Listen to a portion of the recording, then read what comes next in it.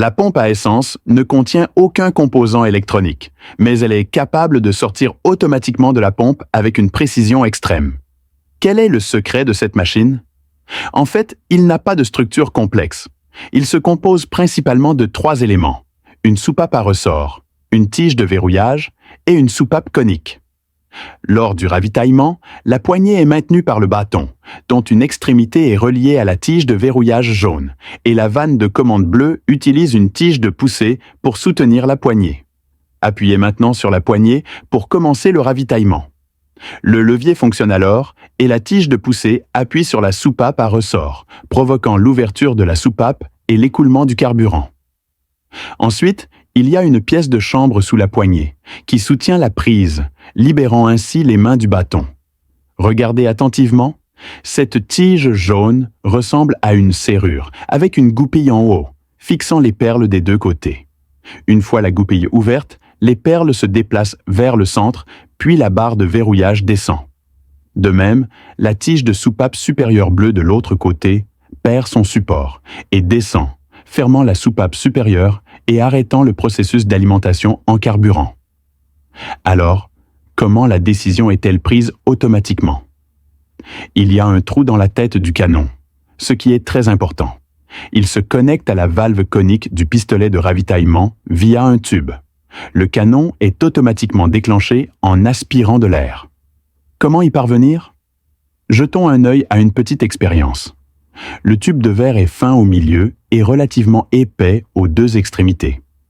Il est relié à 3 tubes en forme de U remplis d'eau. Lorsque l'air circule rapidement à travers le tube en verre d'un côté, le niveau d'eau dans le tube en forme de U du milieu monte et est plus élevé que le niveau d'eau de chaque côté. Cette expérience montre que lorsqu'un liquide s'écoule dans un espace étroit, sa vitesse augmente, mais la pression de l'air diminue. C'est ce qu'on appelle aussi l'effet Venturi. Lors du ravitaillement, lorsque le carburant atteint la soupape conique, il pousse en fait la soupape conique pour l'ouvrir sous l'action de la pression, puis se faufile à travers l'espace qui l'entoure. En d'autres termes, cet endroit est relativement étroit. Selon l'effet Venturi, lorsqu'un fluide s'écoule dans un espace étroit, il accélère et la pression diminue. Grâce à l'expérimentation, nous pouvons également voir clairement que la force d'aspiration est plus grande à basse pression et que l'air peut être inhalé à travers le tube du pistolet à huile. Mais lorsque le réservoir de carburant est plein, le petit trou au bas du pistolet à carburant est inondé et ne peut plus respirer d'air. Dans ce cas, on ne peut que le forcer à aspirer de l'air d'un autre canal, le canal supérieur.